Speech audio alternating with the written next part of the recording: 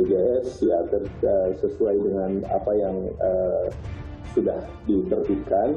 Nah tentunya ini adalah untuk menjaga keberlanjutan dari BPJS Kesehatan.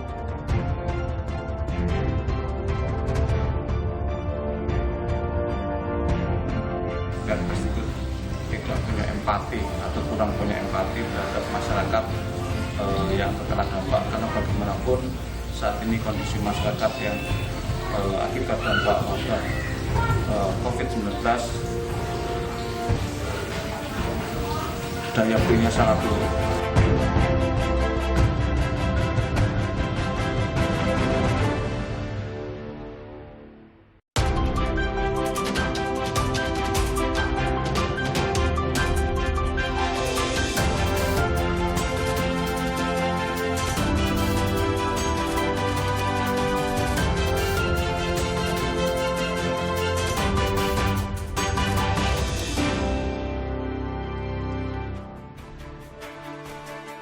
Pemerintah menaikkan iuran BPJS Kesehatan melalui Peraturan Presiden Nomor 24 Tahun 2020. Keputusan ini, saudara, menuai kontroversi. Pemerintah berdalih harus menaikkan iuran BPJS Kesehatan agar lembaga dan program BPJS Kesehatan ini bisa berlangsung secara sehat dan berkesinambungan. Tapi di lain pihak, keputusan ini menjadi kontroversi dan ditolak oleh publik karena sebelumnya kenaikan BPJS ditolak oleh atau dibatalkan oleh Mahkamah Agung. Belum lagi kenaikan iuran BPJS ini diputuskan di tengah pandemi corona. Pemerintah pun dinilai tidak peka dan tidak sensitif atas keadaan masyarakat.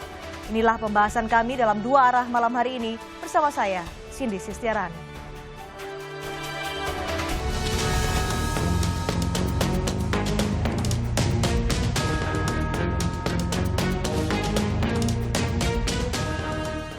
Pemerintah menaikkan iuran BPJS Kesehatan di tengah situasi pandemi. Keputusan ini tertuang dalam Perpres Nomor 64 Tahun 2020 tentang jaminan kesehatan. Padahal sebelumnya, Mahkamah Agung membatalkan kenaikan iuran yang diberlakukan pada awal tahun ini. Langkah ini disebut semata-mata demi menjaga keberlanjutan BPJS Kesehatan. BPJS ya sesuai dengan apa yang sudah diterbitkan. Nah tentunya ini adalah untuk menjaga keberlanjutan dari BPJS Kesehatan untuk ada iuran yang disubsidi pemerintah. Nah ini yang tetap diberikan subsidi, sedangkan yang lain tentu menjadi iuran yang diharapkan bisa menjalankan keberlanjutan daripada operasi BPJS Kesehatan. Per 1 Juli mendatang, peserta mandiri kelas 1 dan kelas 2 harus merogoh kocek lebih dalam untuk membayar iuran 2 kali lipat. Sedangkan kenaikan iuran kelas 3 baru akan diberlakukan pada 2021 mendatang. Keputusan yang tiba-tiba di tengah pandemi corona dikritik banyak pihak, termasuk PDIP yang mengatakan kebijakan tersebut tidak sensitif. Apalagi di situasi COVID-19 ini, rakyat sangat terjepit. Pemerintah sensitif deh. Ini kan sebenarnya tinggal mengeksekusi hasil keputusan MA aja. Kenapa sih mesti harus naik? Kalau perlu malah tidak dinaikkan, bahkan dibebaskan. Lantas, adakah alasan kuat pemerintah untuk menaikkan BPJS di tengah situasi pandemi? Benarkah BPJS Kesehatan akan terhenti jika tidak ada kenaikan iuran dari peserta?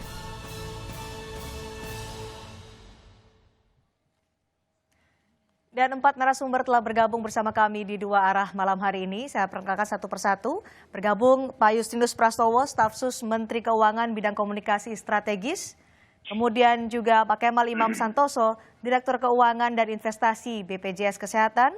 Serta Saleh Daulay, anggota DPR RI dari fraksi Partai Amanat Nasional, serta Trubus Rahardiansyah, pakar kebijakan publik. Selamat malam, Bapak-bapak. Terima kasih sudah bergabung bersama kami di Dua Arah malam hari ini. Malam, Mbak.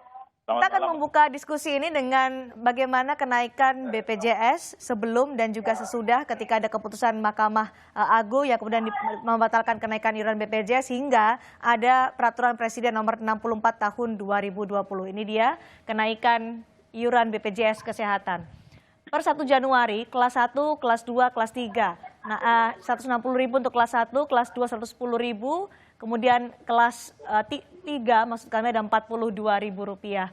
Per 1 April, kemudian ini kita lihat dibatalkan oleh Mahkamah Agung, masih Rp80.000, Rp51.000, dan Rp25.500. 1 Juli ada kenaikan berdasarkan dari Perpres atau Peraturan Presiden nomor 64, kelas 1 menjadi Rp150.000, kelas 2 Rp100.000, dan kelas 3 tetap di Rp25.500. Tapi di tahun 2021 per 1 Januari, kelas 3 akan naik menjadi Rp35.000 iuran BPJS Kesehatannya. Ini dalih dari pemerintah perlu naik supaya BPJS tetap bisa berlangsung secara berkesinambungan dan juga sehat. Pak Kemal, kalau dengan kenaikan ini apa betul defisit BPJS bisa tertolong? Baik, terima kasih Cindy, terima kasih Bapak-Bapak sekalian. Assalamualaikum warahmatullahi wabarakatuh. Waalaikumsalam. Waalaikumsalam warahmatullahi wabarakatuh. Ya, selamat menjalankan ibadah puasa. Terima kasih Cindy bahwa sejak awal perhitungan atas iuran memang harus dihitung secara aktuaris berdasarkan risiko yang umum terjadi pada asuransi kesehatan sosial. Nah, sejak BPJS beroperasi atau sejak program JKNKes ini mulai berjalan, setiap tahun yang kami sebut dengan dana jaminan sosial mengalami defisit.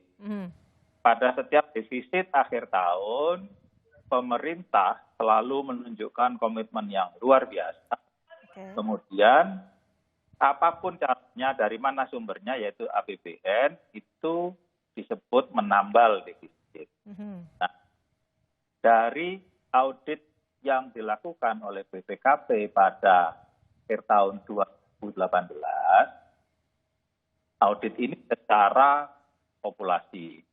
Jadi semua rumah sakit diaudit, jumlahnya 2.300 mendekati 2.400. Memang tidak salah satu di antara audit BPKP bahwa memang iuran itu belum mencukupi biaya yang diperlukan untuk menjaga program ini sustain. Artinya tidak bisa menutup defisit yang saat ini ada belasan triliun yang harus dialami oleh BPJS Kesehatan, Pak Kemal. Defisitnya bukan saja ya, Mbak Cindy, sejak beroperasi. Nah, iurannya belum dihitungkan perhitungan dan perhitungan yang lainnya. Dan itu pemerintah menambal defisit tersebut. Nah, ini yang menyebabkan pada mencapai kesimpulan bahwa memang iuran harus disesuaikan. Oke, harus disesuaikan. Pak Iuran yang mengatakan bahwa iuran ini ditinjau setiap 2 tahun sekali.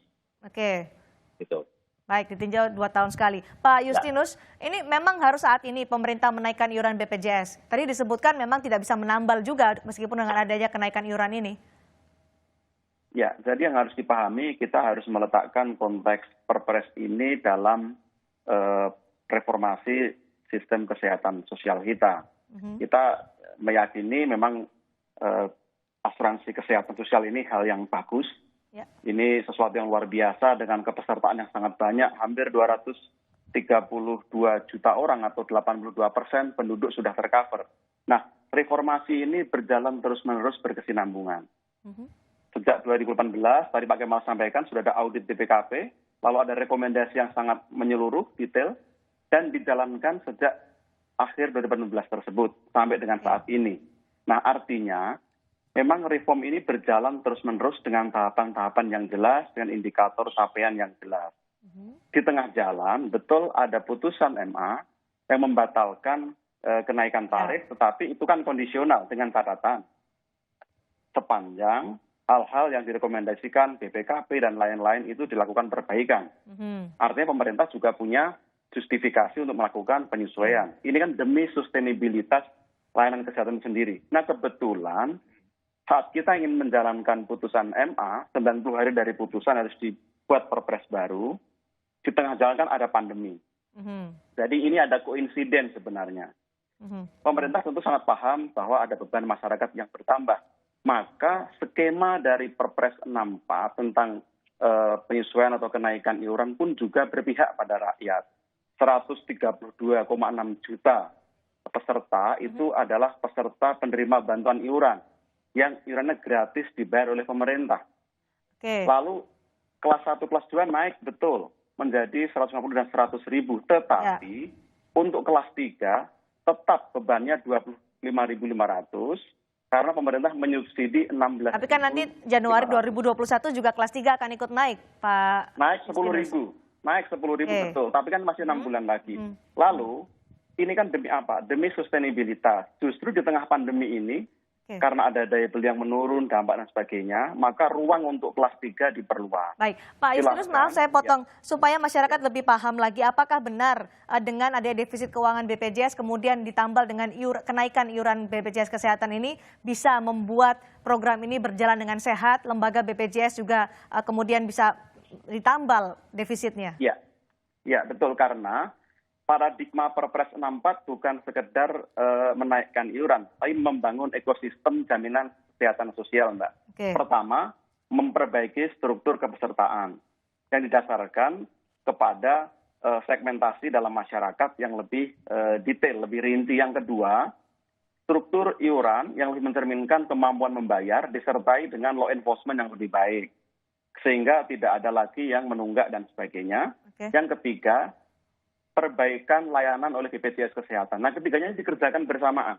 Kalau dikerjakan bersamaan, yang membayar juga semakin aktif, semakin patuh, maka kami menghitung dalam tahun ini saja sudah bisa surplus sekitar 1,5 triliun dengan catatan semua bisa patuh. Jika patuh ada surplus ya. Pak Saleh, tanggapan Anda terkait dengan kebijakan ini? Ya, pertama ya tentu kami merasa kecewa dan menyesalkan pemerintah tega untuk menaikkan iuran kepesertaan BPJS Kesehatan pada saat situasi seperti ini. Situasi masyarakat saat ini memang sangat sulit. Jadi bukan masyarakatnya sendiri yang ngomong.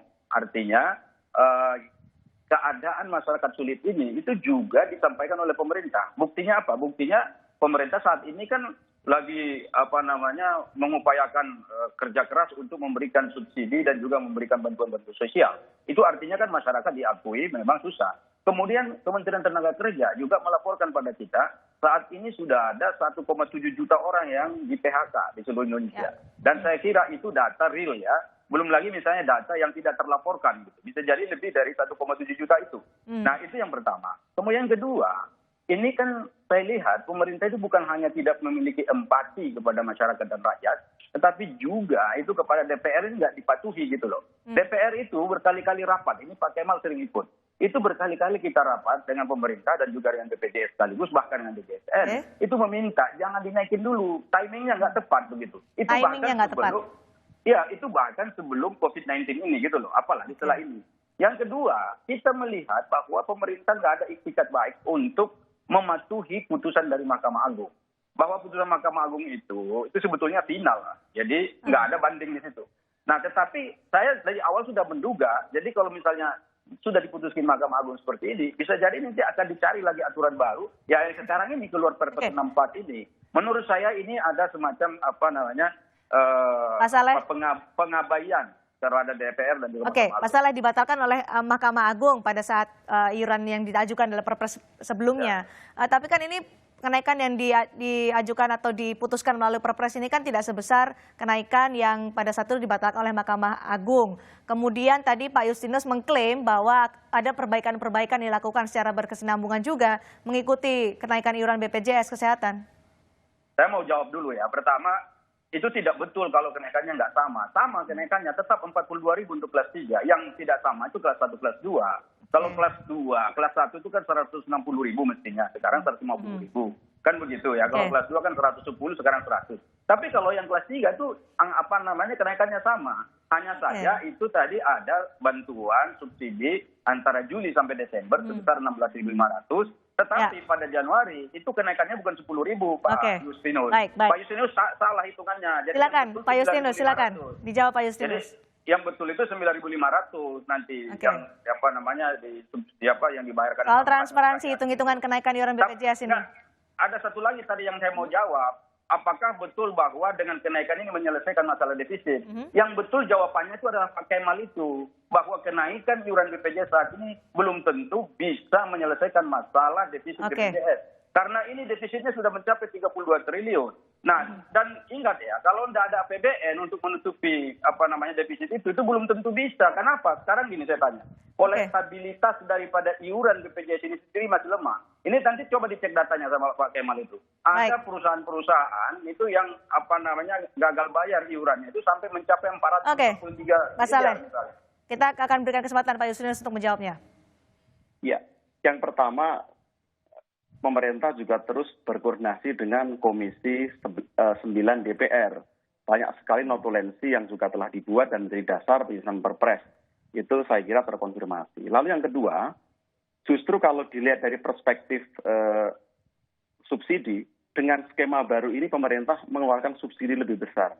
Kenapa? Karena dengan penambahan 132 juta dari 96 juta dan juga subsidi untuk kelas 3, pemerintah pusat dan daerah itu mengalokasikan setidak-tidaknya 81 triliun untuk kelompok ini. Lalu sebagai informasi, memang kelompok penunggak terbesar itu adalah kelompok peserta mandiri atau PBBU. Pesertanya ada 35 juta, 21 juta adalah peserta kelas 3. Jadi sebenarnya yang terdampak dari penyesuaian tarif ini ada sekitar 14 juta peserta, yaitu kelas 1, kelas 2 lama. Nah, yang 21 juta sebenarnya masih di kelas 3.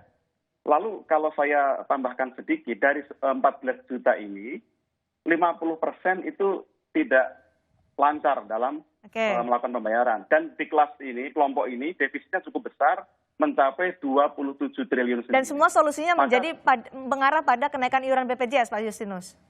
Ya, ini sebagai konsekuensi dari apa? Fairness juga. Kelompok pekerja itu, mereka membayar 5%, meskipun 4% dibayar pemberi kerja, 1% dibayar oleh peserta, tapi dari 12 juta ceiling, batas atas, itu kan berarti kurang lebih satu orang bisa 120.000 sampai 200.000. Artinya juga sudah relatif tinggi. Ini kan fairness. Bagi yang tidak mampu, silahkan bisa berpindah ke kelas 3 dan mendapat layanan yang sama dengan kelas 1, kelas 2. Ada inkonsistensi Mbak Cindy sebelum dilanjutkan. Pertama tadi dikatakan bahwa ada 50% kolektabilitas yang terhambat ya. Artinya iuran itu terhambat. Tapi pada saat yang sama dinaikkan iuran. Nah kalau misalnya yang sekarang saja angkanya itu sudah terhambat, apalagi kalau dinaikin. Kalau dinaikin kan bisa jadi orang nggak akan bayar lagi malah justru. Nah ini kan menjadi tidak konsisten begitu loh. Orang nggak bayar, bukan dengan angka yang rendah saja nggak bayar, bagaimana kalau dinaikin? Bukan seperti itu. Itu tidak konsisten. Enggak, itu yang bisa ditangkap, itu kan gampang itu loh. Saya bisa jelaskan. Saya bisa jelaskan. Enggak, sekarang begini saya tanya, bagaimana Pak Saleh, kita dapat poinnya tadi, Pak Saleh.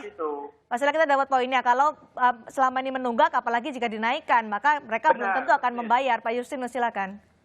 Satu, perbaikan sistem, Mbak. Maka dalam rekomendasi BPKP yang sedang dikerjakan BPJS dan pemerintah adalah memperbaiki kolektibilitas. Itu dengan cara membuat sistem yang lebih baik. Tentu ini akan... Apa sistemnya? Coba dijelasin. Sistemnya nanti apa? Pak Kemal... Tahan dulu, Pak Saleh. Bukan, ini harus karena ini. Pak Saleh, tahan dulu. Nggak jelas itu. Pak Saleh, tahan dulu. Saya akan berikan kesempatan kepada Pak Justinus untuk menjelaskan secara komprehensif. Silakan, Pak. Ya, maka sekarang itu diberikan pemutihan supaya yang menunggak bisa masuk, bisa tercover dengan denda yang dikurangi sehingga bisa lebih baik administrasi. Nah, perbaikan sekarang sedang dikerjakan terus. Lalu, kalau kelompok yang menunggak ini karena beban ekonomi yang berat tidak sanggup, tetap tercover, silakan berpindah ke kelas 3.